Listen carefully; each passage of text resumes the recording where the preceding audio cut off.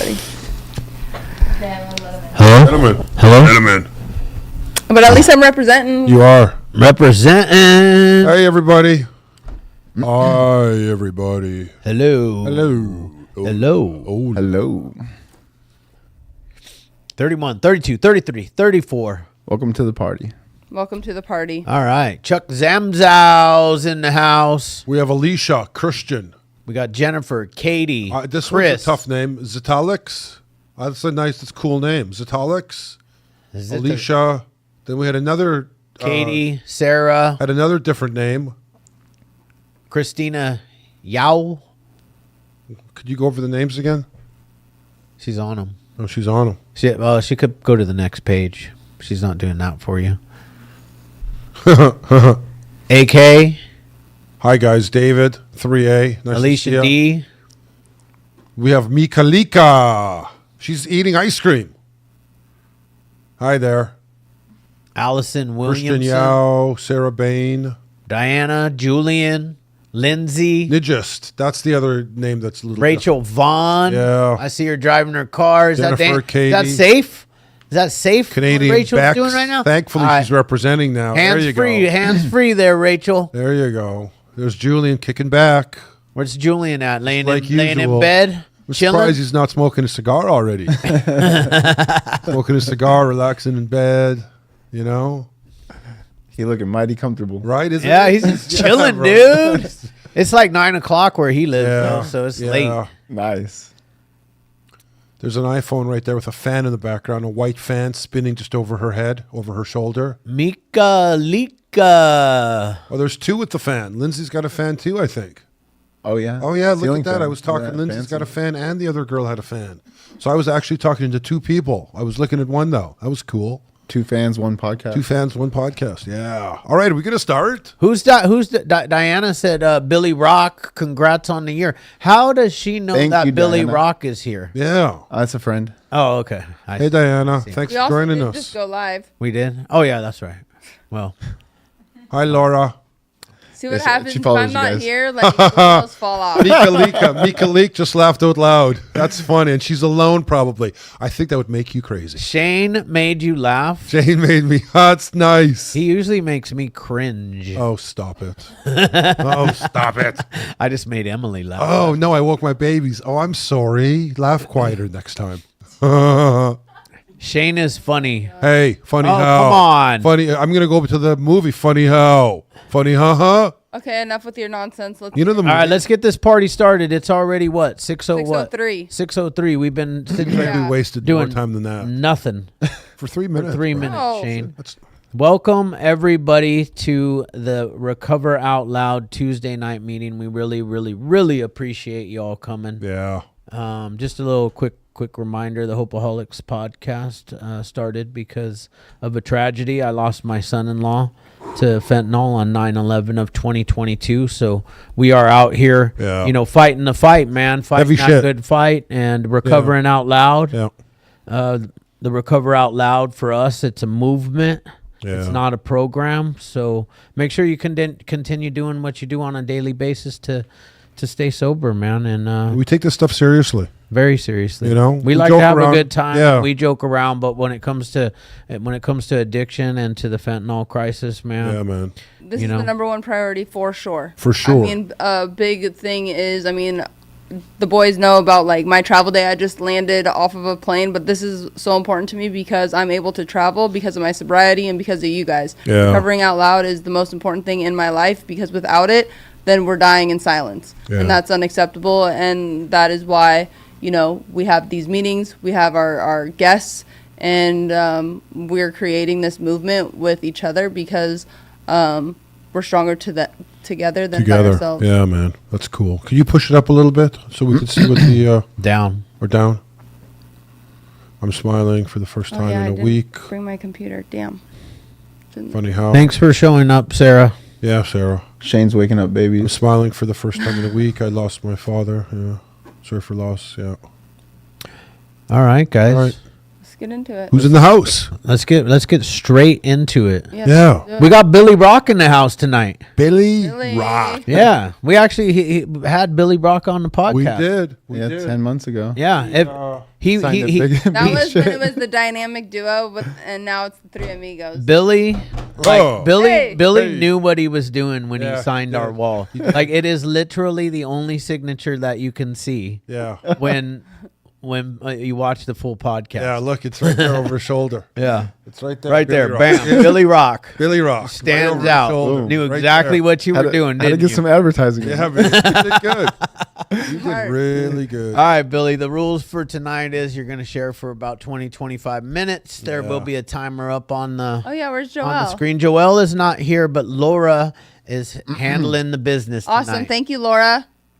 We Yeah. appreciate you, Yes. Laura, for handling Oh, you holding guys. it down for us. Also, before we get into it, after Billy does his lead, you're gonna hear a timer for this is way that everybody gets a chance to speak. You'll hear the timer, and then you'll have like 20 seconds or so. If I you're say not 30. done, I say 30. Okay, 30 seconds to like wrap it up, and then if not, you're just gonna get muted. Muted. So Muted. So don't get upset or like. But Fucking muted. I love it. Fucking muted. So young Emily will be keeping time of that 30 extra Yeah. seconds, and then all of a sudden Muted. you will get muted. Yeah, muted. Muted. That's it. Muted. Got We're it. not fucking around tonight. Yeah, Thanks for that. Appreciate it. We forgot. I know, but that's why I'm here. Why do We always forget to tell I the- like when she gets aggressive like this. I know. You know, We always she's a forget to I tell think the Shane's the aggressor, though. long Oh, day. He's Shane heated. is always the aggressor. Yes. All right, but he Billy. is actually the softest one. Oh, for sure. Yeah, He's got some mad testosterone flowing through those arms. Man. Oh my Telling you god. right It's now. it's all synthetic. It's all synthetic. That's a secret. All right, Billy Rock. We got it. We All need enough about enough of this craziness. Yeah. We're gonna give you turn it over to you, Yeah, Billy. let's go, brother. You're All up. right, all right. How's everybody doing tonight? Hello. Thank you guys for tuning in. Glad to be back. Thank you guys for having me Yeah. again. Yes, I just hit that 1 year mark, Wow, and congratulations. it's Congratulations, Thank brother. Yeah, that's huge. Thank you. I'm very grateful to have gotten here. It's been a tough journey, to say the least, right? To say the least. And with that said, with the fentanyl crisis, and speaking on that topic, my brother actually overdosed yesterday on Memorial Day, and it was a shitty phone call to get. So I'm glad I'm here today to help spread that awareness as well. He's alive, but got brought back a little late, so he's got some issues going on. Can't really speak and walk, so he's in the hospital, and it's a tough era that we're living in right now, and we all need to fight the good fight. And it was a reminder to me that I need to try to give back more, and spread my message more as well, because sometimes I can get caught up in my own self and business, and trying to take myself to the next level and being like, okay, well, I'm doing good, and I just got to focus on myself. Maybe some people need to hear what I have to say about my story, so that maybe it can touch them, so that maybe they don't pick up that pill, or take that hit of dope, or whatever that could be, for that last breath, right? So just want to intro with that, and my story. So I've told it on here before. I'll try to condense it as much as possible, and I jump around a little bit. I got ADHD, so please bear with me. But on top of sobriety, I just wanted to take things to the next level, because I noticed that with addiction, we tend to cross addict. So I got addicted to mountain biking, and I got addicted to drinking caffeine, and I got really heavy into both, and I started getting hurt really bad over these, since you guys saw me last. I was going extreme, I put a bunch of money into it, I got 3-year bike payment as much as a damn car payment, and I just, like 3 weeks ago, I took a big step back, and I was like, okay, you know what, like I see more addictions happening, so I stopped drinking caffeine, get more in touch with myself, and trying to really see, okay, the addiction goes beyond, just drugs. It can go into, energy drinks, which is what I was doing. It can go into, eating fast food, bad food. It can go into toxic relationships. It can go into so many more things. Like it's not just a, one-stop shop. So with that said, I'll go ahead and get into my story. Please bear with me as I stated. So drugs and alcohol started from a really young age. When I think back, my parents were doing them. My mom's best friend was doing them. My dad. I mean, everybody. All my family. And I grew up in a bar my dad owned a bar, so I always saw him drinking and, he'd take pills and he'd have back pain. So it was almost like normal to see this stuff, in my life. And I remember, about 13 years old, I'd visit California, see my brother, and then I'd start drinking with him and stuff. And I was so embarrassed of that when I went back home. Like, my dad would try to get me to drink at the bar with like some of his friends' kids to, be cool or whatever. And I'd be like, no, because I didn't want my dad to see me do that. But yet I was doing it and he was doing it. So it was just a weird thing that I had towards my dad with that. But I remember, one night when I was, shortly after that, I came home from California. It was my dad's birthday, 2005, October, I think 14th at the time. And he came upstairs. He was really drunk. And he was making a bunch of noise. I was on the computer. I was like a computer nerd. And, I was kind of ignoring it. Eventually, I was like, okay, let me make sure he's okay. Helped him up the stairs, took him to the bed, laid him down. Went back to the computer, kept building this web template that I was making because I used to get paid to do Photoshop templates at that time. It was like $70. I didn't really care about the money. I just gave it to my dad. It was just fun for me to figure some shit out and get some money sent to the house, And eventually I was like listening for his breathing, and then I was so focused on making this template that I didn't really care to focus on his breathing, or maybe I don't know the best way to say it, but I lost touch with it. And eventually I noticed that maybe it was 30 minutes went by. And I was like, oh man, my dad's not breathing. Let me go check on him. I went and checked on him. He was purple. He was just lifeless. And I remember just like freaking out, like didn't know what to do. I ran to the phone. First thing I did, I didn't know, call 911. I'm like, spoiled kid at the time. I called my mom in California. I'm in Wisconsin at the time. And, she didn't answer. I, left a voicemail, Mom, Dad's dead, like horrible voicemail she, deleted.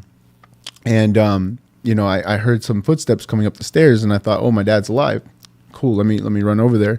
And, he's standing in the hallway, or somebody's standing in the hallway. I look, I have a big sense of relief. No, it's like the guy with the cash register, one of the bartenders. And he looks at me, I look at him, he just drops the drawer, change goes flying everywhere.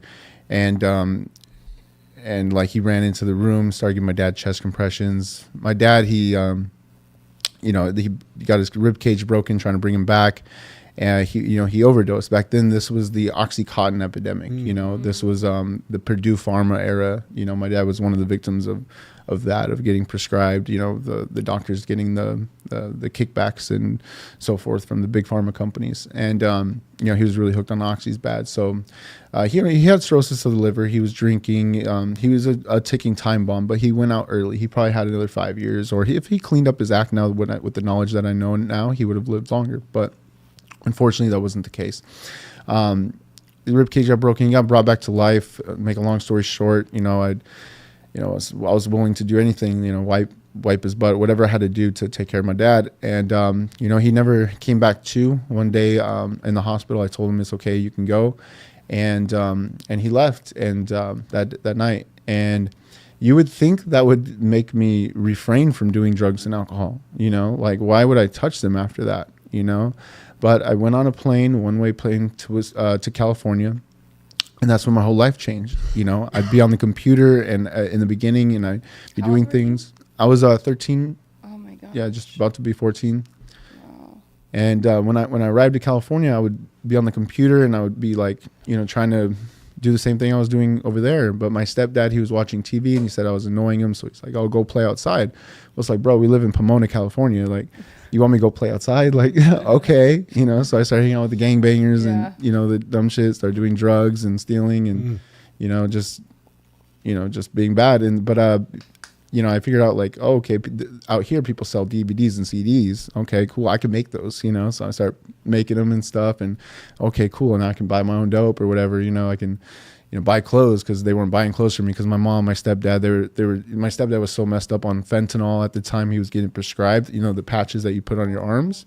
He would suck on them and he'd be knocked out in the chair. He'd have bottles of Norcos and he would eat Norcos and he'd suck on the patches. So I went from losing my dad to oxys, coming here to seeing this, And I'd see my mom having these panic episodes, like taking Valium and stuff and acting like she was dying. You know what I mean? Like, you know, I forgive her, but like she would always do this. And I always freak out because I was like, oh, I just lost my dad. Like my mom's about to die right now. So I have this habit of putting my finger under everybody's nose.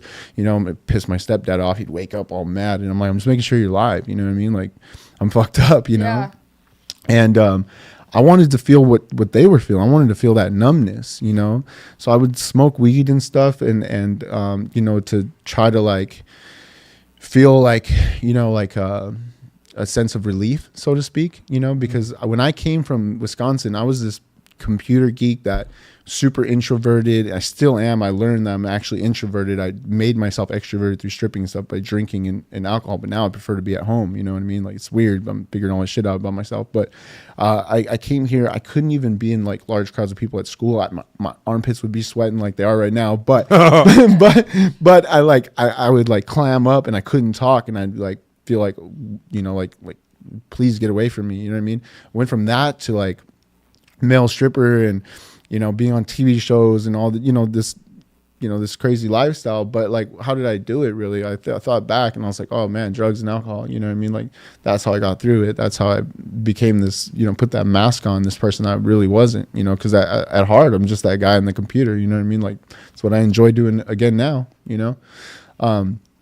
But anyway, you know, I'd see my stepdad, he'd be melting into the couch. I'd see my mom, you know, on her Xanax and stuff. And I'd have these big panic episodes, you know, I'd freak out about my dad, you know, I'd be crying and shit because he was my best friend. I've only met my mom maybe like 6 times, you know what I mean? Because I come from Wisconsin to go on vacation. So I literally met her a handful of times. So it was just like me and my dad, you know, it was like my best friend, you know? Yeah. So it was like, it was weird, you know, everybody picked on me at school and shit. I was like, get bullied. So it was like, I was the only person that like, that I didn't hate, you know what I mean? Like that, like cared for me, loved me, that didn't treat me like shit, you know? So it was like, it was a crazy transition. And by the way, I came from, you know, 2-story bar, you know, 8 bedrooms, you know what I mean? Like I had my own office as a kid, my own bedroom. I came from that to a 1-bedroom apartment with 9 people with cockroaches and shit in Pomona, you know? So it was like, it was a huge like change. And I just wanted to feel that numbness. I wanted to feel what everybody was feeling. I wanted to like escape and I wanted to fit in. I wanted people to like me because I'm INFP and, you know, I'm always trying to people please people, you know, and make other people happy, even if it's like putting myself down, right? I'm trying to work on that too. So it's like, I would be like, okay, this is going to be my way to fit in with, you know, like by doing this. So I'd steal his, Norcos and, you know, his, fentanyl and I'd, you know, suck on the patches just like he was doing, you know, and you know, I just try to, you know, feel a little something. And then, you know, like time went by, I just, you know, I graffiti on the wall and I got caught and went to, you know, did some juvenile time, got in a fight with my stepdad, did a little more juvenile time. We moved to different places. We moved up to Hesperia. And then my stepdad was running drugs to the Mexican mafia at the time because he's on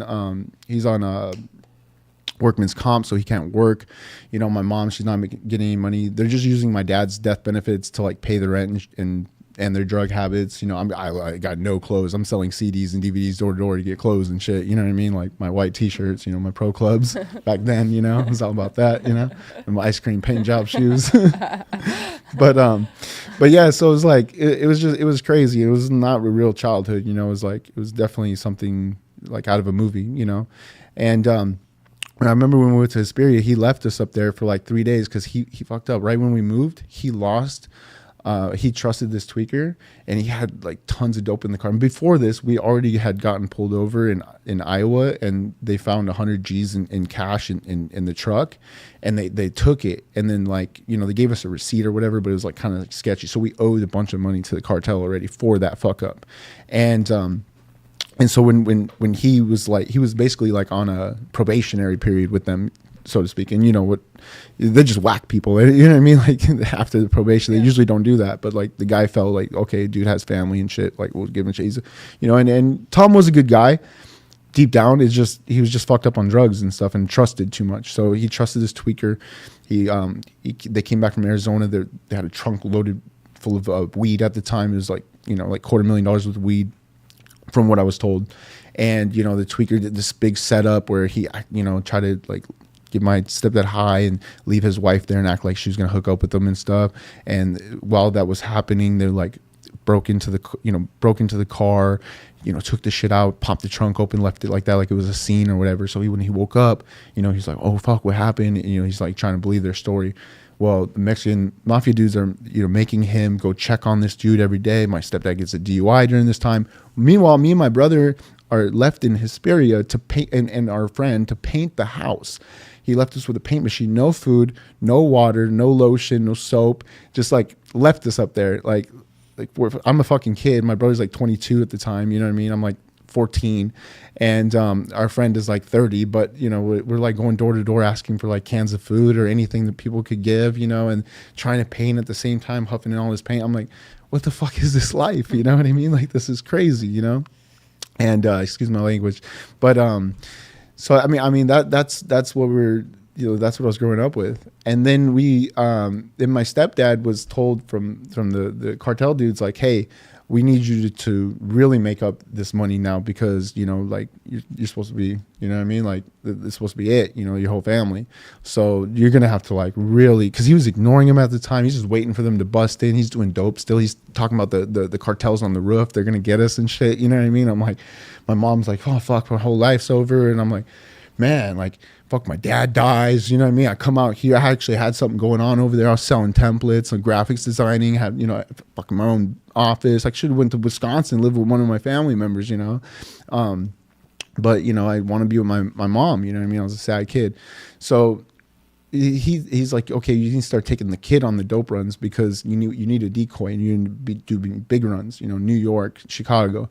So I get taken out of school, and I started doing these runs with my stepdad. We're going to New York, Chicago, and this asshole, they give extra money for him for taking me. He pocketed the shit, never gave it to me. On my birthday, he was like, oh yeah, you gotta go. He gave me $1,000. So I was like, oh cool, and I'm squeezing onto this 1,000 because like I'm broke. I'm used to like not having shit, so I'm like trying to hold on it for dear life. And then it was just like, it was crazy, and being on the road, he never stopped for us to eat or anything, like shower. So I would just pop a bunch of Benadryls, just trying to feel numb again, and steal his Norcos. And, he would stop at this dope dude's house, which was my cousin at the time. He lived in Wisconsin, and he would buy a bunch of pills off him. And I'd tell my cousin, I'm like, hey, let me buy the Xanax bars from you, because I need to zoom out. And he'd be like, okay, don't tell him or whatever. So I'd have that on me, and I would literally just pop those so I could go to sleep. I just wanted to be asleep. I just didn't want to feel this shit. You know what I mean? I didn't want to be a part of this. And we would get stopped, in Detroit, and like we got away with it a couple times. And then one time, that's where we lost 100 G's. So actually the first fuck up is what happened with the weed thing. He was on probationary, and he lost 100 G's, which was after that. So it was like, you're done for after this. So they ran through, it's like they knew right where to go. They picked apart this ice chest, boom, there's 100,000, I think it was 100,000. And then, they took my money. I'm all fucked up on Xanax. I'm telling the cops, oh, we don't know anything. You know what I mean? I'm like sticking to the story. Like, you know what I mean? Like, what the hell is this kid having to, lie to the cops and shit? It's messed up. But after that, we went back, and then my, where's my timer at, by the way? Right up there, top right corner, 8 minutes. Okay. 8 minutes. So basically we get set up to where my stepdad has to take a big hit. So they said, don't take your wife with you, don't take the kid with you. You got to go to Mexico. You can do the biggest run you ever did. Well, what does he do? He takes my mom with him, because his license is suspended from all the scoping out at the dope man's house. So he takes my mom with him, and then they get busted with 12 keys of heroin coming over at El Centro border. So him and my mom, they go to prison. I have to go live with my my uncle. How old are you at this time? At this time, a little over 14. This all happened within like a year and a half. Jeez. I go live with my uncle, and then I'm actually doing really good at the time. I'm going to school. I'm getting good grades. I'm working McDonald's 50 hours a week. I'm cutting the lawn. I'm doing everything my uncle says. I'm changing out the transmission with him. Whatever he needs, I'm on it. My uncle's loving me like I'm his son that he never had, because he just has daughters. Everything's going good. I meet this kid at school, or this dude at school, Julian. He's all like buff and shit. He's like, hey, you should work out with me. And like, I felt insecure and stuff, and I was like, oh yeah, for sure, and I never went. But then I met these other dudes that were like smoking weed, and I go hang out with the weed guy. I'd be early as hell to school. This guy, I'd have to wait on him like 2 hours. He'd show up, we'd smoke weed together, and then my uncle would be like, wow, you're late to school, you know what I mean? I'm like, damn, no, if you only knew I was actually early. But it was just me like trying to fit in or whatever, you know, insecurities, and boom, that got right back, you know, the weed, and then I wanted to sell it. Like, it was like, I don't know why, but like I did, you know what I mean? I don't know where that came from, but like maybe everything I was going through, but you know, then I started selling it, and his wife found out, and then she, you know, I was on probation from getting a fight with my stepdad, so boom, and then I got a fight at school because somebody ripped me off or whatever, so boom, I end up going from doing good like that, and I started taking ecstasy at McDonald's at work, and I started fucking up big time, you know, they cut my hours, and because my drawer was coming up weird and stuff, you know, and I was stealing money at that time, you know what I mean, like being honest now, but you know, they ended up calling my PO. I ended up going to jail. I do 18 months. You know, I was supposed to only do a couple months. I ended up getting like fights in camp and stuff, you know. Being a white kid in you know, Southern California is rough, you know what I'm saying? You know, when I finally come out of that, you know, I go live with my brother and stuff, and then, you know, it was just like more, you know, alcohol, drinking with him, you know, drugs again. You know, I was going to college. I actually got my GED while I was in there at 17. So I figured out a loophole, you know, got my GED at 17. And I'm like, okay, cool. But it was like I'm always trying to find the shortcut because of like how I grew up with my family. They're always like scamming and shit, you know? So I'm always looking for the shortcut. So I'm like, okay, cool. I'm gonna get the money from school. And then, you know what I mean? Like, I'm going to buy a truck. Okay, cool. Did that. But you know, I'll go to school and drink vodka. You know what I mean? Because it make me talk to the girls at school, you know? As soon as they found out my dumb ass said I was 17, they're like, oh, they're looking the other way because they're all over 18 at the time. You know what I mean? But, you know, it was like I was always scheming and scamming. I mean, that's how I end up as a male stripper. That's how I ended, you know, looking for the quick way. You know, that's how I end up hurting my back. I went to construction. You know, that's where I ended up really getting on the painkillers. And you know, just getting into it. And then I get on Suboxone trying to get out of it. And then, you know, like, you know, I spent years like just really trying to pull away, but I'm stuck in this male stripping industry, like where I'm drinking, and before you know, I got bills and stuff, and I'm you know, and I'm always just trying to make something of myself. And then I create this Yelp, and it does really good, and then they take it away because it's adult entertainment. And then I create this Google, I get over 500 reviews, they take it away because it's adult entertainment. I'm constantly getting beat, boom, boom, boom. And then recently, in the last couple of years, I'm gonna try to speed it up because we only got 5 minutes. So I leave a chunk out, but it's all good.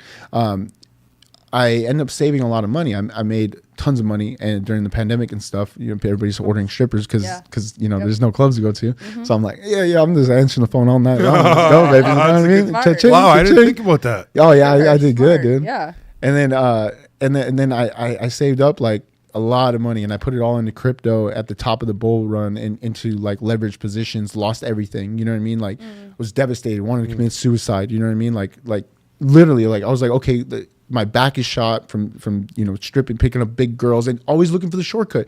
I had abs naturally, so you know, I take gear, you know, instead of doing things, like I'll always look for the shortcut, always, my whole life. You know what I mean? Now I'm finally learning this last year to like stop looking for the shortcut, and it's wired in me. So I'm still kind of looking for the shortcut. You know what I mean? Like, being honest, but working on it, and it's just like, boom, that was like one of the, where I was like, okay, we really got to get sober now. We just lost every fucking thing. You know what I mean? I'm laying in this apartment, fucking $3,200 a month apartment by myself. You know what I mean? I'm like 2 bedrooms, 2 baths, and I'm just laying there. I'm like, how the fuck am I going to keep affording this? Lost all my money. You know, well, luckily my company's still afloat. It took a big dive, 2022, 2023, 2024. Luckily started to do good again. But it's like, you know, like, fuck, what am I going to do? So I'm like, you know what? We really do got to get sober. You know, I get sober. I was attempting to get sober, met Fausto and stuff, and then, you know, ended up getting like some girl pregnant, and she had a boarding it 'cause she found out I lost my money, you know, things like that. And I was like, I felt so stupid, and like that I was like, okay, like, you know, let me just get high again, whatever, you know, take my Suboxone. It got me high, so I'd eat more of my Suboxones, you know, and I would work all day, you know what I mean? I was just trying to, like, I'm an extreme person. I'm extremely working hard. I'm extremely doing, you know what I mean? Always extremely doing something, extremely mountain biking, you know? You know? So it's like, so I was just like always trying to escape. So that's what really, like, I was like, okay, we got to do it. And then I did it at home, you know, a year ago. I got sober off of Suboxone. I threw up everywhere, you know, shit myself. And, you know, we don't really got to say it, but, you know, did all that.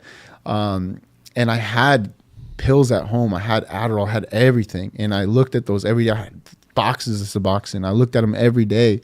and I was crawling to the bathroom, throwing up on myself, everything. And I still, would push those away and was like, nah, we got to get through this. We're going to get through this. And, I've had nightmares that I've drinking alcohol and stuff. I've had non-alcoholic beers, but just like right now I'm drinking decaf coffee. You know what I mean? Like it's not doing that. I haven't used, but I would have nightmares about it.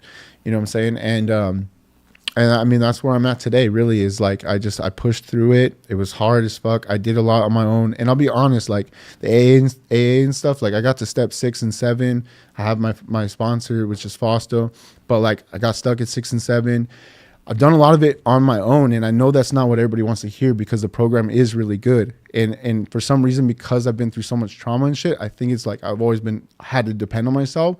So I like pushed it through to myself. So it's like I've really made it this last year because of my own discipline. Like, no, I'm not going to do that shit anymore. I know it's not the way to go, and most people, they should go to a program and stuff. I'm just being real. This is my story. This is how I've been making through it, and I don't want to like bullshit anybody and be like, yeah, I've been doing all the steps. I've been going to meetings. Like, no, I haven't. I get close to God. I lose touch with God. I go to meetings. I fall away from meetings. You know what I mean? Like I'm human, and I'm fucking up, and I'm trying to get better. And that's basically my story in a nutshell. And I only got a few seconds left here, but that's pretty much it. That's where I'm at. I mean, I love the honesty. I mean, definitely for you to go through as much as you did, right, especially as a child, is like technically you should just be dead. That's how I look at it, because like that's like just a whirlwind of like so much chaos and so much trauma, like at such a really young age when our brains aren't even developed until we're fully like 26. So that's a really heavy. And the fact that you continue to push through, I mean, I definitely relate because I'm very much the same in the sense of like I'm extreme. I'm either extremely doing something either really, really good, or I'm extremely running shit into the ground. But I've done the whole like caffeine thing or like working out. Like that's just kind of, I feel like an addict kind of thing to do. But I like the honesty in the sense of I really do believe that people can get sober and do I mean, I work a 12-step program because that's just like me, because I've done the opposite, not done anything, and that just didn't work for me. However, my oldest brother, he does not work he's been in the program. He's gone through steps before, but like he doesn't consistently work a program like myself. I don't think there is a wrong or a right way to maintain sobriety. I really feel like it is on the individual. The only thing I think that is really significant, and this is just my opinion, you guys, is as long as you have some sort of higher power that that you're not running the show, I think that you can maintain things a certain way. Obviously it's not for everybody, but I don't think there is that's why I like this meeting, is because it's open for everybody, and there's no like judgment in the sense of like you only have this is the only way to maintain your sobriety is working the 12 steps and hitting a bunch of meetings and doing this. It's like, yes, that works for some people, and some people do need that to stay on, but being able to share the vulnerability of like not doing that but still maintaining the sobriety is very important as well. Yeah, I think it's part of it too. Sorry to chime in, but I have commitment issues as well too. So like I can't go to the same meeting every week. Like I will go, and then I'm like, I don't know if it's because I'm self-employed and I've been doing everything I want for so long, but I just like I just can't always commit to something like that. You know what I mean? It's like, I mean, maybe that's something I need to work on, but I'm just being honest as well. For sure. I feel like that one right there is like that's some inner work, because I used to be like that too. But it's like if you say you're going to do something, you do it. Yeah. And you show up, or don't say it at all. Right. But you showed up tonight. You know what I'm saying? So it's like, it's just like baby steps of doing something like, which then instill that like self-confidence within yourself, because that's really what it is. We're our own worst enemies, or at least I am. I need to get the fuck out of my way. Bitch, move. She doesn't miss the beat, man. That's, you know what I mean? No. You love her. Yeah. You love her. But thank you very much. Yeah. I really appreciate your lead, and I really appreciate the vulnerability and just like, where you are at this like moment in your life. I think that's really important, and I think that's really what this meeting is all about, because we're all struggling. Like nobody does this shit perfect. Mm-hmm. And nobody does it to a T on a daily basis, because life is crazy and life happens, and we're doing the best that we possibly can. I think he's doing fucking incredible. I do mean, too. it's just amazing going through what you've gone through. Totally. I mean, again, we had a young lady on here the other day. There was like 6 strikes. Yeah. So that's what she's saying is that you have like 6, 7, Oh, 8, yeah, 9, yeah, 10 yeah, strikes sure. against you, where most have 1 or 2 strikes, and we battle through those 1 or 2 strikes where you got like 8 or 9, and you're still fucking. And it's in standing your here, man. genes, like, for sure. Yeah, so you're a testament of that power. Good for you. Keep going, yeah. Yeah, bro. And I'm Keep really going. sorry about your brother, too. Yeah. Thank you. And you got my number. Anytime you want to call or you need to use me, you give me a call anytime, man. Appreciate sure. it. Yeah, bro, for sure. Crazy story. I got more now. I mean, It's crazy, dude. it was he got to be a better speaker. Yeah. I'm super excited to open this bad boy up. Yeah. Who wants to share? We got. Oh shoot, Will. No. Who's this? Where's Will? Who's the first person here? What's his name? What? Did I make a mistake? Hey guys, What's up, buddy? not much, just checking in from the hospital. Oh, you're in the hospital? What's Yeah. going on, my man? Yeah, not much. I've been here since Friday morning. Wes, how? What? Wes. God. Yeah, so there's a infection called Pseudomonas aeruginosa, which is a bladder infection, but it's killed me twice since I've been paralyzed 7 years ago. The first time was on October 13th of 2018, of all days.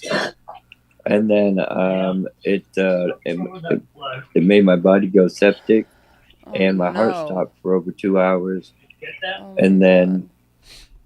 And then in January this year, I had the same infection. My body went septic again. Yeah, my roommate's throwing up blood. Oh, that's not good. Oh, no. So I'm trying. Wow. We're trying to get some nurses to help my buddy there. But yeah, it stopped my heart again, and because the infection moved from my bladder into one of my kidneys back in January, and I was in the hospital for like 5 or 6 days, I think. I don't even remember being in the ambulance. All I remember was being home, watching TV with my sister, and then boom, I wake up in the hospital however many days later. So yeah, that's what I'm doing. But they got me on antibiotics, and so we'll see if they're working for me. I get discharged tomorrow morning, which is great, but I have faith that God's gonna get me through this once again. Awesome. Thank you, Wes. Yeah, brother. We're praying Yeah. for you, Wes. Yeah, man. Hang Praying in for there. you every day. Thank you for tuning Yeah, in and thank sharing. you guys. Yeah, brother. Yeah, thank you, God. God is good, and so is Jesus. And I want to say to everybody here, you guys are a real inspiration. And through God, I was able to tell one of the medical staff members here at the hospital. I can't remember if it was a nurse or a CNA, but her husband has been struggling with alcohol. And I gave him your number, and I gave him the info for the podcast and stuff. So they said they'd be checking in. So you Nice. guys are doing great Amazing. stuff, and God's working through us. Awesome. Thank you, Awesome. Wes. Thank you so much, Wes. Canadian Bex. Canadian I like that she changed her Bex. name. Canadian She's Bex. now Bex, you just representing. did that for Shane. Yeah, thanks. No. man. No, it's fine. Yeah. No, that's okay. No. No, I got. Leave her I got- alone. what is She's it? fucking Got awesome. burned last week. What? Hi guys, I'm back. I'm an addict, and I was sharing this for this meeting specifically because I didn't really realize like what you guys would mean in my life until like I came to a meeting because Joel, who's like #1 hype man, Yeah. like for us, like 3A and Hopeaholics, man, like he represents. So it's sad he's not here tonight. But he told me to check it out, and I was like, yeah. But the fact that it's recovery, like at 3A, we do recovery, and these guys, like when I first started going to 3A, I was in the hospital, like doing meetings from my hospital bed because I was in there for an eating disorder, and this was at the time, I think my 13th treatment, never mind hospitalization. But those numbers don't matter, and I don't want to do a drug log of eating disorder log because it's very triggering for people. So it is something that when people share about that kind of recovery, they have to be really careful because it is like watching someone handle, I'm going to use a drug that I haven't used, but a needle, it's like it hits you and it can last forever. Something someone says that's triggering about an eating disorder can last and change their life literally forever, because that's a new symptom, kind of like showing someone a drug for the first time.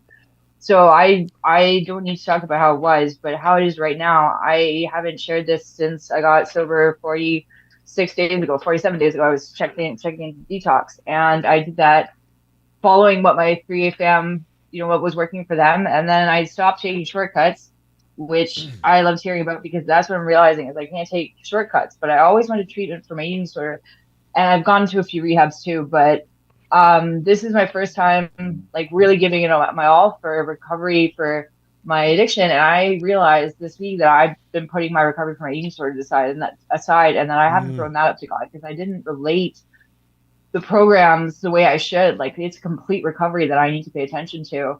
And like, not eating for me kind of felt like when I was like just drinking and like snorting, but then other symptoms feel, because chemically in your brain they work differently, like a constant numbness versus short bursts, which when I changed my administration, things got different for me, because having those short bursts of endorphins, adrenaline, and dopamine, like that's different. Like, there's certain symptoms that perform that way, there's certain drugs that perform that way. And I realized when I was talking to Laura, that like it's been almost 3 years since I purged, and I'm super proud of that. And I realized that if I can thank you, if I can kick that after, since I was 11, like I can kick crack. Like, this is realistic. I've recovered from that, but I have to face that, because like with not eating it, I face it 3 times a day minimum, because I'm on a meal plan that I'm carrying off from my other treatments that I still have to carry with me. Because just because I'm not in treatment doesn't mean that I don't have to do that every day. And this is my 4th meeting today, but it's good for you. First time I've shared it with this in a long time. So that's awesome. Thanks, guys. That feels good, and I love you guys so much. Wow. Thank you so much Thanks, for your podcast. Awesome. Thank you, Man, Bex. what a great share. Awesome share. Congratulations on Thank 47 you. days. Yes, 3 years. It's huge. Yeah, good for her. Sarah. Hi, Sarah. Sarah Bain. Hi, everybody. Hi. Hello. Hello. I'm going to try to get through this without crying, but I lost my little sister last week to fentanyl overdose. She was in between recovery programs and had done really, really well. I was super proud of how well she was doing. But she left the last program and showed up at my house on Monday, and I found her. I related to Billy's story a lot. I found her. I was busy cooking. It was my fiance's birthday that day, and he was getting off of work, and I was cooking up food, and my kiddo was in the living room playing. His 7th birthday was a couple days later, and my son went in because she was staying in his room that night. He went in there to check on get a toy, and was like, "Wow, she's really out. Like, she's asleep, Mom." And that just immediate, like, I just got the feeling. I knew, even though I didn't know yet, and I ran in there, and pretty much the same thing. Purple face. I had to roll over. I called 911 as fast as I could. I spent 11 minutes on the call with them before they arrived, doing everything they told me to, every step, pleading. I had the door closed, but my son wouldn't hear anything. But we still lost her. They called it at 4:01, so it's been a week now, and I'm struggling. I'm an addict, but I've been sober for about 4.5 months now, and this is the part. I've never wanted to drink more than I have now. And I haven't. I'm proud of myself. I haven't drank. I haven't smoked weed. I haven't done anything to numb my feelings, even though I want to. But I can relate. I mean, I knew last Tuesday the first thing I wanted to do was jump on this meeting and surround myself with people who understand. And I'm glad I'm back. I haven't been consistent with going to meetings. I went with her. I went for her, not for myself. I was going to motivate her.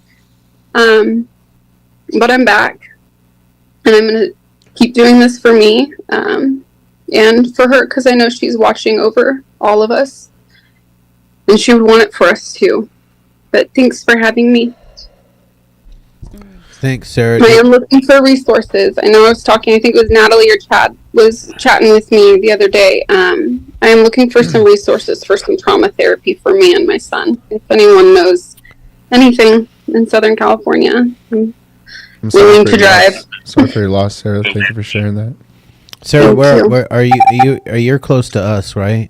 I think so. I'm San Fernando, so not that close, Okay. but Okay. within drivable distance for me. All right. We can find you resources in Southern California Yeah, for for sure. sure. For Thank sure. you. Yeah, absolutely. I think you and I were chatting. This is Yeah. Chad. So, Thank you, Chet. yeah, sorry so much for your loss. Thank you. I'm so happy that you shared, and I'm so happy that you're here tonight, because by you opening up and sharing, not only does it put in perspective, like even for yourself, the fact that you have 4.5 months, not only is that huge for you, but it's really huge. You're showing up for your son, and Yeah. and that's huge. So thank you so much for being vulnerable and sharing. And it's just another sad indication, just especially off of like your share too, Billy, is like you going through this fentanyl is just like, it's so insane that it's almost like not real, because it's like seeping into literally every single individual's life. It's scary, sad. Yeah. I mean, that's why this exists. Yeah. Like it's fucking crazy to me. Yeah, really sorry, man. I can't imagine. Heavy. Yeah. Yeah. Well, thank you again, Yeah, Sarah. thank And Yeah. Chuck, you're up. Follow that one, buddy. Yeah, Yeah. Chuck. Zamzow. Hey, what's Zamzow. going on, everybody? Man, how am I going to follow up on that? I'm suiting up, showing up, and being here tonight to try to be of service to somebody. There's no better feeling to actually share with another human being or another person that's, if they're going through something, and have compassion and be able to be there to listen. I wasn't good at listening for a long time until I got to the program. So it took a long time for me to realize that it's a great thing to listen instead of talking. And a lot of times I like to sit in meetings and I don't like to talk a lot. Usually when I want to hear what's going on. And I realized today, any problems that I got ain't shit compared to what I'm hearing tonight. Yeah. And Billy, I really resonated with your story a lot about the bullying, about the being by yourself. And, I'm from Illinois, so I know exactly, I'm in the 80 and 39 corridor. So I see a lot of things go on around here as far as drug trafficking. And it's scary. A lot of things are scary going on in this world. But I just try to, provide hope, provide the person that's suffering that, hey, there's another way. There's another way, and humans are fallible. I realize that I'm fallible. I make mistakes too. Bodybuilding was an addictive thing that took over out of recovery and in recovery. And being in recovery, I was able to contain it and just walk away for a while. But it was a pain in the ass because I loved it. I loved it that much. It's like, that's my fix. But I knew then and there when my sponsor worked with me, he's like, man, you need to take a step aside a little bit, dude. Start enjoying life. Last week I got to enjoy time with family. And I realized, enjoying time with family now in recovery for so long, I love it. And I enjoy every minute of it because I don't know when I'm going to go. And I look at that every day when I wake up instead of coming to. That I try to do the best I can on every day. I chaired a meeting last night on a 12 and 12 with the sober living last night. We went over step 5 and I looked at everybody. I said, if you're not at step 5, don't worry about it. And, wherever you're at. But at least the seed's getting planted right now. And any questions, let's talk about it. And I got more out of that last night, and I think in a long time, because I was around people that they were giving me stuff that, you know, it was amazing. I don't know how to explain it. I call it God moments. And I gotta be very thankful for that. God is doing for me what I can't do for myself every day. And, you know, good. That's all I got. Amen to that. Thanks, Chuck. Thanks, Chuck. Thanks, Amzo. Ash. Hey. What's up, y'all? My Yes. name is Ashley. I'm a grateful recovering addict. Nice. And you know, I've got to say, I'm really, really grateful for everything going on in my life right now. As of today, I have 1 year, 1 week. Yeah, Nice. yeah. There you go. And a God shot for my 1 year. I got to go to court. My son got to come home. Wow. He went to his Wow. dad's first because it was his dad's week for timeshare, and I picked Wow. that little boy up tomorrow. And I have my first full week where I don't have to take him back after the Wow. weekend's over, Good or for it's you. not. You know, I have to report on how the visit went. Good for And you. you know, I got to spend time with him the other day. I got to go to his awards ceremony at school and watch him take 3 awards. You know what I mean? And it just, sorry. It's absolutely amazing the things that can happen when you put in footwork and you try and you apply yourself and you just don't pick up. When you feel like it, you just don't. You know what I mean? Or you call people or you take your ass to a meeting, excuse my language. But you know, I'm eternally grateful for all the blessings I'm receiving, you know, and it's absolutely amazing. And Miss Sarah, I'm sorry for what you're going through. If you ever need to talk, I'll put my number in the chat. But I love everybody here, and I'm so glad to see all your guys' faces, and thanks for keeping the hope alive, y'all. Thank you. I love that. Congratulations to you, because I feel like you hit the nail on the head. You're doing the footwork, and you're God is blessing you by, you know, giving you those God shots. I love that shit. That shit sets me on fire, because that's what keeps Fire! Yeah, for sure. I mean, it's because you're doing the footwork. I gotta get in somehow. You know? Don't try to rain on my parade. I'm trying to give my girl some love because she's doing the damn thing. She is. I'm so fucking impressed with that. A year and a Big. week and she gets her Fucking kids big. back. Yeah. It's unbelievable. No. And she's got them next week for 7 days. I know. And doesn't have It's to report. huge. And doesn't have to report. Doesn't on have the to visit. report. That's Yeah, man. That's what Incredible. it's. Good That's for what you. this is all about. it is. Mika Leak. What's going on, Mika? Hey. Hey. Shane, I don't even remember what you said, but out loud, I laughed way too loud. And that doesn't happen. Everyone was right. I don't know what that was, but then you said some more funny things, so I'll just keep it coming. Shane's a funny guy. Yeah, I tried. He is, really is. He's like Please a don't teddy egg bear him and Yeah, mean please. and a funny Please guy. do not egg him on, Mika. Feels so Cramp- blessed to go cramping sit up. next to him. Anyway, all right.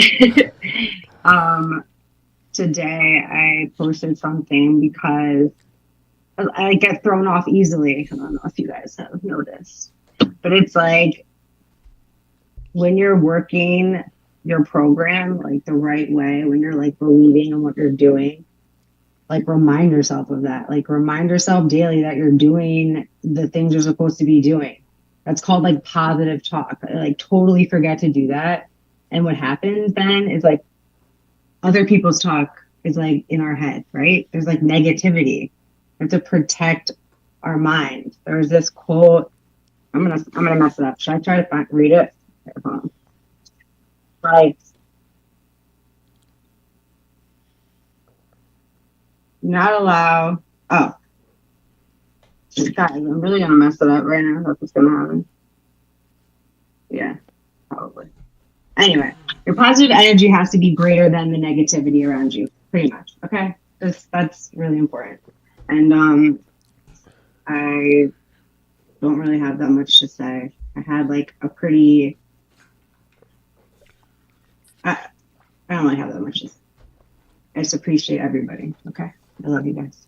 Thank you. Thank you. I mean, I love what that's perfect, Mika, because we talk about it all the time on the podcast. I mean, Chad and Shane and I, we always say it's like what you're feeding yourself, what you're telling yourself. Like, I could literally tell myself, like, oh, you're fucking up and you're a piece of shit. Or I called myself an idiot this morning. Right.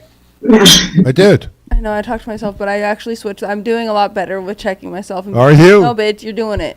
It's just hard. I have to say it out loud. loud sometimes. Though. Oh, I have yeah. to check I do myself too. out loud. Yeah, Out but loud. Yeah. it's important because that positive talk, that self-talk, it is very important for how we show up for ourselves, because ultimately that's what it's all 100%. about. 100%. So I like it. Yeah. Well done. I will say, Say it. if you put more positive stuff in your ears, Yeah. you start to think more positive stuff as Oh, well. yeah. It's true. Yeah. It's a big It's deal. everything. It's What everything. you see, what you watch, what you see, read, what you listen to. eat, what you Yes. hear, all of it. iPhone. Who's Thanks, iPhone? Mika. Thank you, Mika. Hey, my name's Jesse, and I'm an alcoholic. Hey, Jesse. Jesse. I always like that name, Jesse. I don't know why. Jesse's girl. Yeah. It's the Yeah. best name in the Jesse world, was man. a friend. Or Jesse from Full House. You know, he's been a good Yeah. friend of mine. Hey. Hey, Jesse.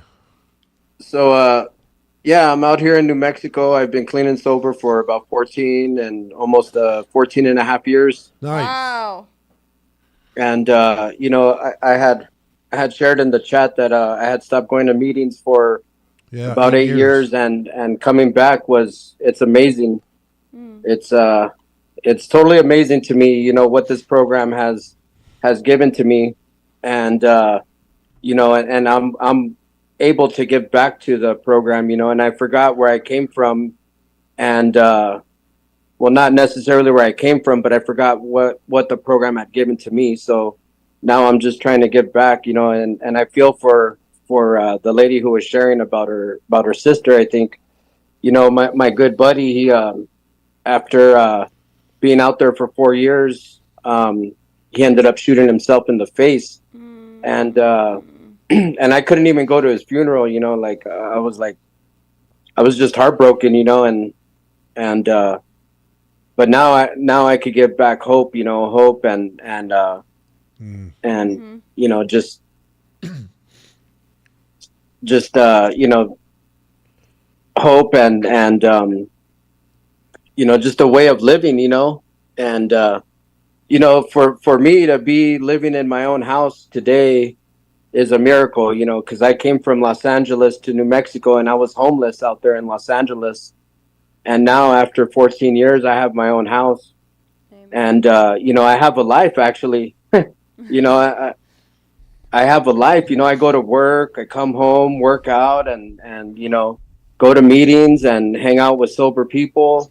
You know, and it's great. You know, I love my life today. You know, and you know, I love this whole get up that you guys got, man. You know, the fentanyl thing is crazy out there right now. You know, I hear about it all the fucking time, man, and it's a miracle that you guys have this thing going on YouTube, man, and you know, I just love this whole thing, man. Thanks for being here. Thank you, Jesse. Thank you. Awesome. Thank you so Yeah, much. man. Yeah. None of this that we're doing works without any of you Yes. guys, man. You guys You know? literally are the bomb. And I will tell you that you know, 18 months ago or so, God came to me and asked me to be the voice for the people who have lost their lives to the fentanyl crisis, you know, and to offer hope to the families that are out there suffering.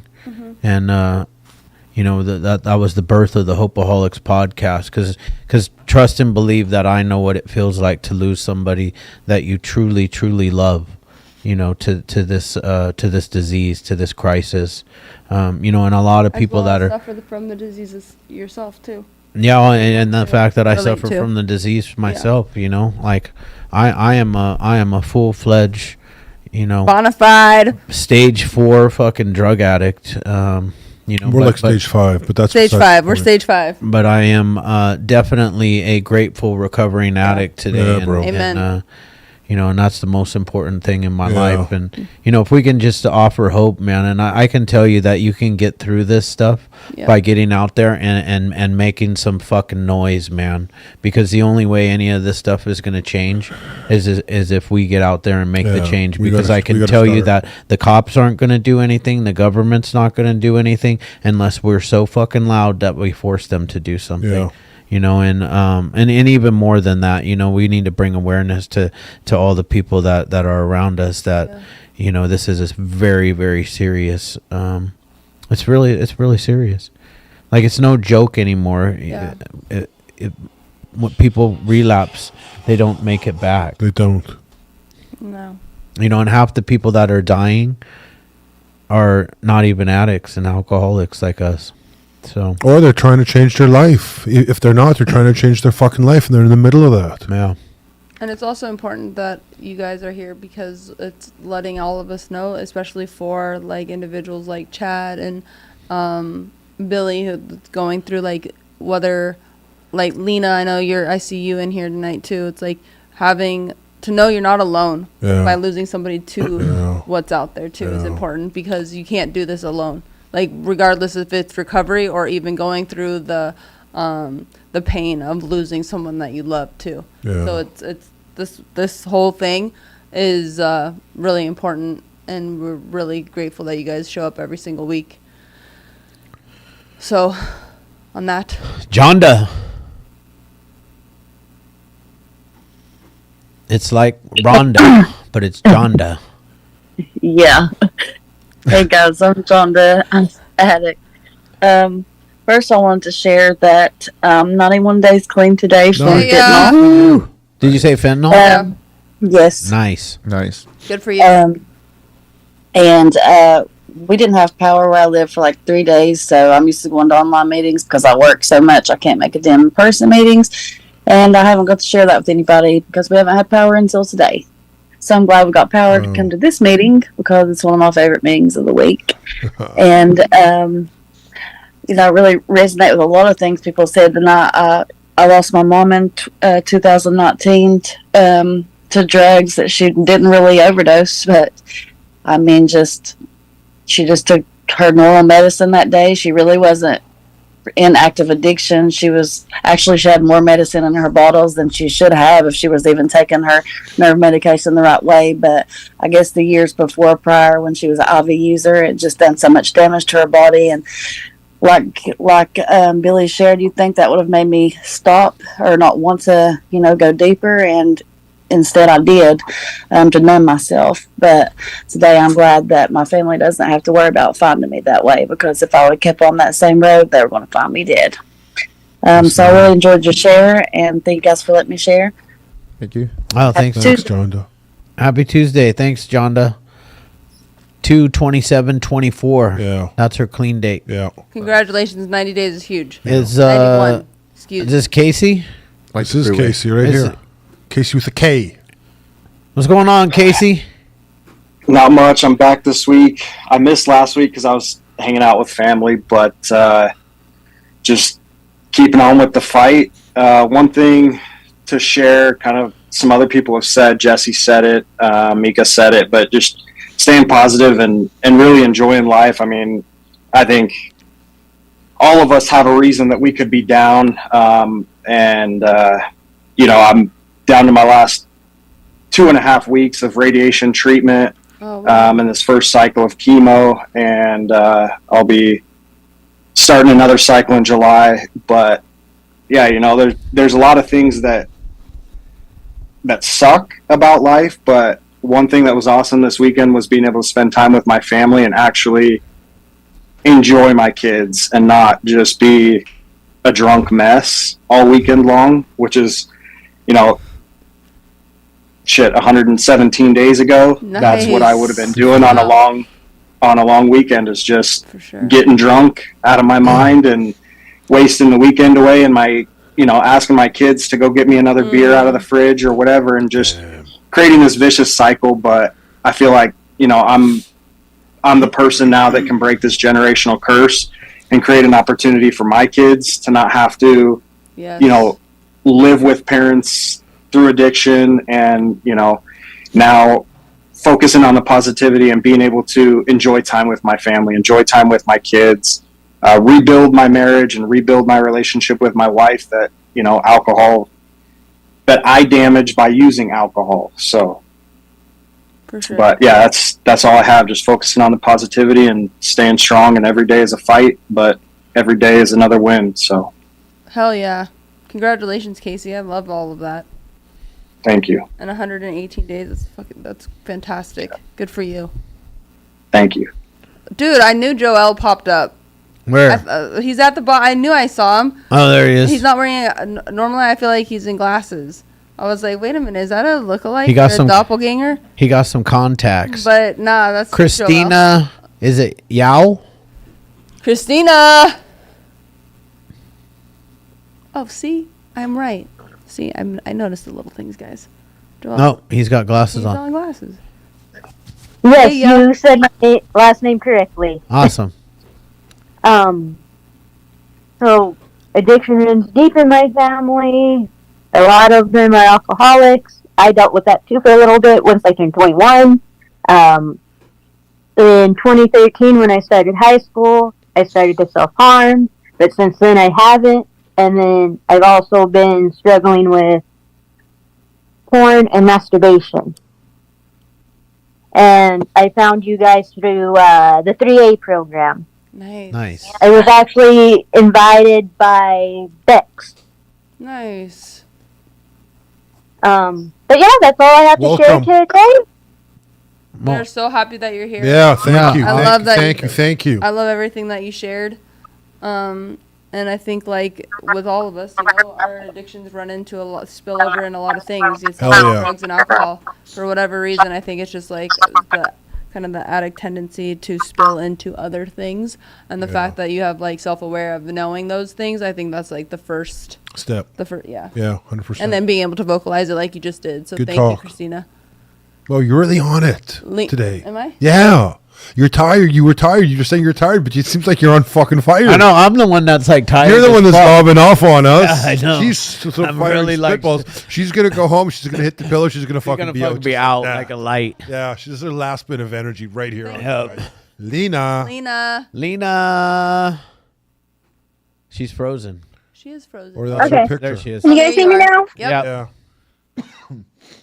Sorry about that, guys. I just wanted to stop in and say hello. I drive home. I commute home from work, so it's been hard for me to catch the first part of the meeting. So I've been hopping in the second half, but then I go back and watch the whole meeting later on. Oh, nice. But such a powerful share tonight, and also everybody else who shared.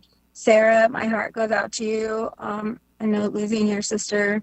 I know how you feel because I lost my brother 3 months ago to fentanyl, and lost my father to heroin overdose, lost my mom to meth. And I just finished my Casey up from one cancer warrior to another. I just finished my last round of chemo. Nice. CT scans next week, guys. So keep me in your prayers. Yes. But one thing that I will say, it's been difficult since I lost my brother. But it's like what you said, Natalie. It's just infiltrating every single one of our lives, this fentanyl crisis, and like, you know, we just need to stick together and you know, take the pain of losing the ones that we love, and you know, just, you know, challenging ourselves to be more proactive. And it was really difficult. I went through a really bad depression the last couple of months, probably why you guys haven't seen me too much. But I'm finally coming out of that depression.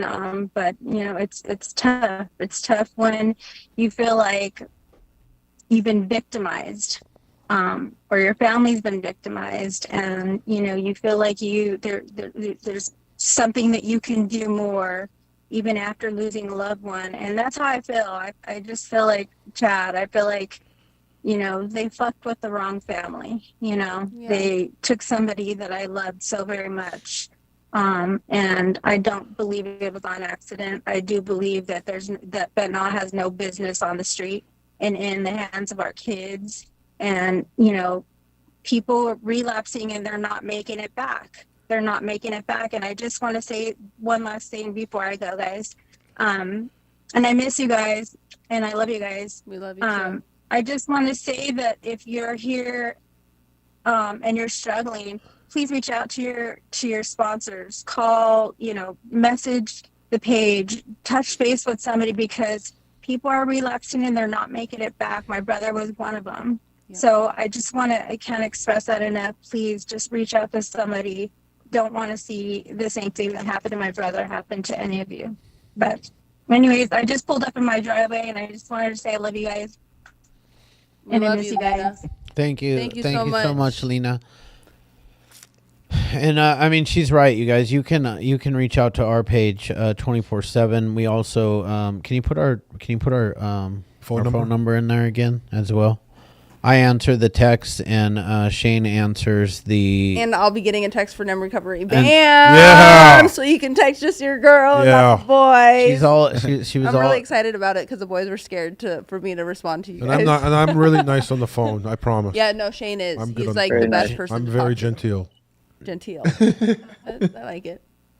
Okay, Mitch. All right, Mitch. And then It's Joel will bring us on home. Yeah, of course he will. Of course, he showed up. He He's had to supposed pop be up here right tonight. at Always. Let's go, Hi, Mitch. What's up, guys? What's up? Love you guys. Hopeaholics, my family.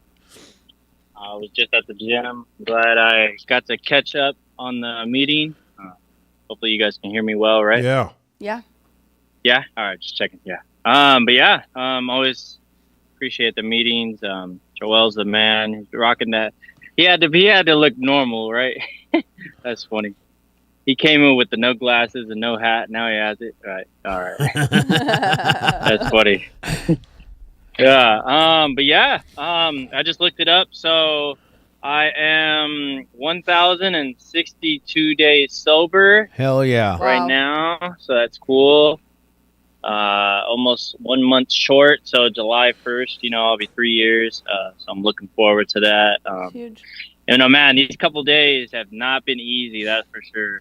Especially, I was washing my car just yesterday. Next thing you know, my neighbors had to be pop out with the blunts, right? They just got back and, they were smoking and I could just smell it all while I'm washing my car. I'm just like, oh, like so many different like moments caught in my head. I'm like, can I go over there and like talk to them or like go hit it? What would happen? I think I would be fine, if I finally did that. But I'm like, no. I don't want to go back to, because that was my main addiction, so smoking weed every day, all day. So I'm glad I was able to say no and, just kept doing my thing. And at the moment I was able to, just get into my worship, get in my word. That's usually when the enemy tries to attack me. Yeah. Yep. So, but I just always got to get into some good worship, most of my friends out there always get my worship, get my playlist. I'm like always on it. That's why I pay almost $19 now. I can't believe it, on YouTube every month to not have like ads and stuff like that. So I get the premium and You gotta it's find a a little bit student. ridiculous, right? Gotta find a student, get that discount. Yeah. All right. Yeah. Let me know. I got to get $8. Who's can I use? But yeah, I really wanted to come to the meeting that was it was on Saturday, right? Yeah. Yeah. One of these days, we're gonna make it another favorite memorable Huntington Beach time. Yeah, baby. I've been going to Huntington Beach since I was a baby, so that's always been my diehard favorite beach to always go to, so it's always a blessing. Let the light shine on me. I don't know if you saw Awesome. Saw that light. Yeah, that car moved. That was funny. So yeah, thanks for always letting me share. Keep up the good work. Stay blessed, y'all. I love you guys. Thanks, Mitch. All right, Joel, bring us on home, baby. Good evening, everyone. Clearly, you were missed. I am Joel, a grateful alcoholic and drug addict in recovery, and God is good. It's really crazy for me to say that because 2 years ago, I had nothing to do with God, but I see God shots daily, and it just it reminds me that I need to stay spiritually fit. My condolences go out to anybody who's lost a family member, friend, etc., to this horrible disease, whether it's drug addiction or alcoholism. They're both equally horrible. And after hearing some of the shares tonight, if I thought I had problems, I ain't got shit for problems. I'm living, life is fucking good. I'm actually on vacation. I'm on the opposite coast of Florida tonight for the past couple of days. And I'm just, I'm soaking it all up. I got to go to a baseball game earlier. The fact that I have a vehicle to be able to drive myself to get to where I need to be. I've got housing. I got people who love me, and that's super amazing. I heard somebody mention service work earlier, and to me, I was a little reluctant at first to get a sponsee. I've picked one up, and I'm really enjoying it. Now, we're just getting started, so it's not, I haven't dove deep into it, and I haven't got the full experience of it. But I do try to help out anybody that I can. Somebody message me, and I try to give them as much time as I possibly can. And some days I feel like I'm gonna get overwhelmed, and I'm like, it doesn't happen. I firmly feel that and believe that I am a vessel. I was chosen to do this. Like, this is my path, is to help others. And if I'm not out here helping, what am I doing? Keeping my sobriety to myself. And I'm a selfish motherfucker, I won't lie, but in sobriety, a lot has changed. Like, I want you to have what I have. It's not mine if it's not yours, and that's probably one of the biggest blessings that I've gotten, is being able to be of service to other people, whether it's just sharing other meetings that are available, or taking another man through the steps, or, just being there to say good morning to somebody, because that means the world to these people. I know it means the world to me when I get a good morning from somebody. Some days I'm not quite as good as what I would like to be, but I'm not perfect, and I never will be. I'm okay with that. And I know my time's coming up, and y'all have been sticking around pretty late, but it would have been kind of weird if I came into the meeting and didn't share. So I just wanted to say hello. And if you haven't heard this today, you are beautiful, you are worth it, and I love you. Thank you for letting me share. Plus, I did call you out, Joel, because I thought you had a doppelganger up in our meeting. So it would be wrong if you didn't share. Kate. But we love you. Kate, we got time for a quick 9/13/2019. Yep. Okay. Hi, Her hands I'm up. Kate. Hi, Kate. I'm sorry. I put it up and then put it down. It's not going to be long. I'm just really struggling. The 3 years just came up. Like my best friend, she was basically my sister, was murdered by her dealer like 3 years ago. And he still walks around like selling drugs and, living his freaking life, and Courtney's dead. And as I was driving home, I seen him, and it took everything in me to not run him over and ruin my brand new car. And I've just been struggling with it a lot lately. Just with the fact that he's been like arrested multiple times and just rats on people, or he's literally a serial killer. He's killed like 6 different people in the city, and they just keep arresting him and letting him go because he gives up another body, or he gives up this, or he gives up that, or he gives up a dealer. And like, it's just so frustrating because like they literally tortured her for days, stuffed her in a closet, and the only reason anybody even found her is because somebody went to buy dope and smelt something and decided to call the cops. Like, it's just she just had such a horrible life, and she was running around scared for so long, and I just don't think it's fair that like somebody gets to just live their life like nothing ever happened. I don't know, but yeah, I'm just kind of really struggling with it, and seeing him really just made it bad. So I'm sorry for keeping you guys longer, and I just really needed to get that out. That's okay. Thank you. Oh, I'm so glad that you did raise your hand, because you need to express that, because that is not easy. Heavy. And the fact that you have to see this individual is even harder. However, you are 3 years in for yourself, and it looks like you have either on your profile pic, either that's your daughter or sister or somebody clearly that you My love. daughter. And you don't have to live the way that you used to, and you're showing up for her. So in the mix of the pain and the despair that I can only imagine actually seeing that individual like in the flesh. You get to look at that beautiful baby sober and clear-headed and show up for her, and that's a beautiful thing. Thank you. All right. Yeah. Well, that is all the time that we have for this evening. We love you guys. If you guys didn't get a chance to share and you need to talk to somebody, please feel free to reach out to us. Drop your numbers in the chat, or either the DMs, drop your number in the chat. Somebody will be available for you. That is for sure. And Big Nem should have her number. So everybody go ahead and let's get ready. Everybody Yes, get their camera. okay, Who's got let's their go. camera on? Let's go. Cameras Oh, on. damn, it's already 7:20. Everybody's. Let's do it. Kate, JR, you guys got your cameras on? You guys ready? Yeah, let's go. All right, here we go. Dancing, we're dancing.